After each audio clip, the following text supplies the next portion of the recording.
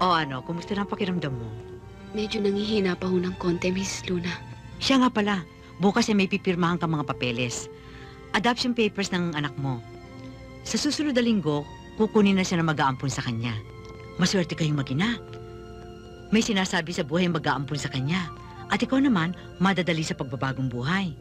O sige ha, maiwan muna kita. Marami pa akong aasikasuhin ha.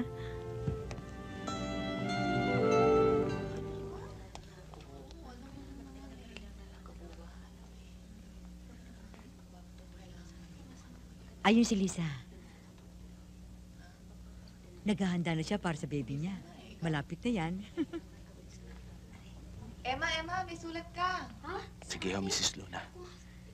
Hindi na ako magpapakita sa kanya. Doon na ako dadaan sa likod. O sige.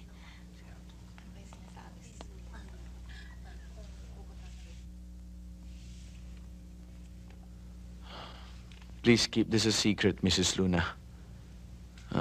Huwag niyo sabihin kay Lisa na sa akin ang galing ang halagang yan. Pagkapanganak niya, dito muna siya titira. Please encourage her to go back to school and finish her studies. Pag kailangan pa niya ng pera, tawagan niyo lang ako. Mrs. Luna, pakiusap lang po. Huwag niyo lang po sana sasabihin sa aking mga magulang ito. Maasahan mo, Mr. Monteverde. Thank you for letting me know, ma'am. She'll be fine. Excuse me.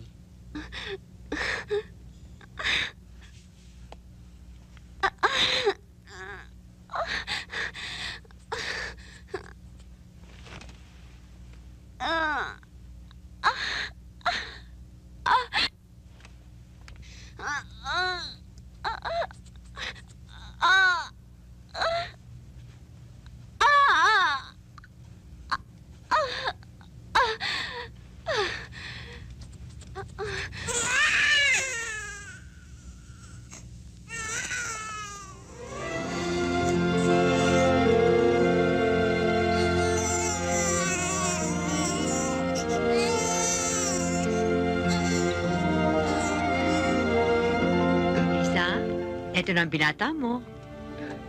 Anak ko.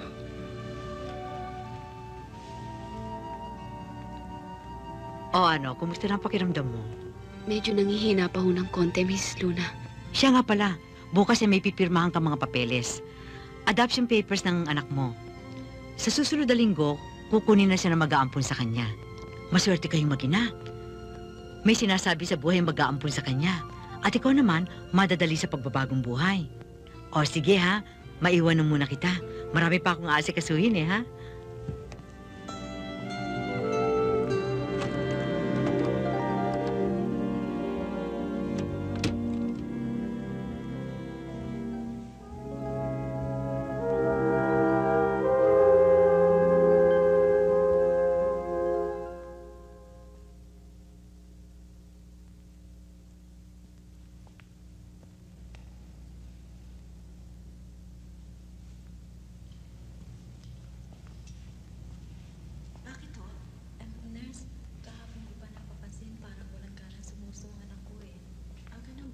Halika kayo, sasama ko kayo sa klinik.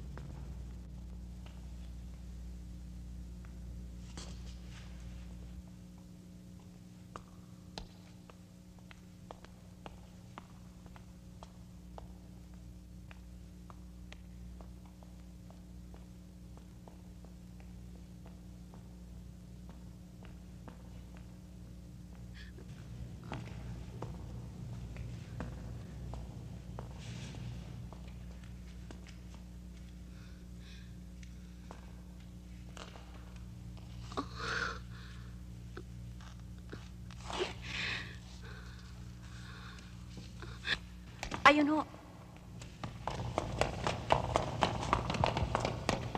Tinasabi ko na nga ba yan? Nakita mo na? Mahirap talaga kausapin ng babaeng yon. Hindi dapat pagtiwalaan. Madaling magbagong isip. Ano ang kala niya sa atin? Basta-bastang kausap. Mabuti pa, Mrs. Monteverde. Para walang gulo, ihahanap ko na lamang kayo ng ibang inang magpapaampun ng kanyang anak. Hindi. Ayoko ng iba. Mrs. Luna, maaari ko bang makausap ng ina ng bata? Tingin ko'y mahihirapan kayo. Isa pa, mahina pa si Lisa. At saka labag sa patakaran ng magkita o magkausap ang dalawang partido. Oh, for heaven's sakes, Mrs. Luna. Bakit pa ba kami maglilihim sa'yo? Mateo, sabihin mo nga. Sabihin mo. Ang totoo, Mrs. Luna, ang ama ng bata ay ang anak naming bunso. Ganun ba? At kung may karapatan siya sa sanggol, meron din kami. At mas nakahihigit pa. Dahil sa poder namin, siguradong magiging maganda ang buhay at kinabukasan ng bata. Pero sa kanya, ano, Mrs. Luna? Ano? Hayaan nyo. Kakausapin ko si Lisa.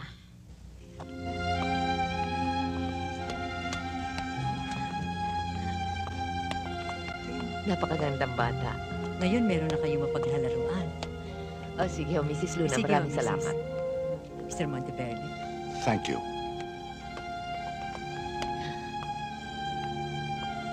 Kamukha ni Benny.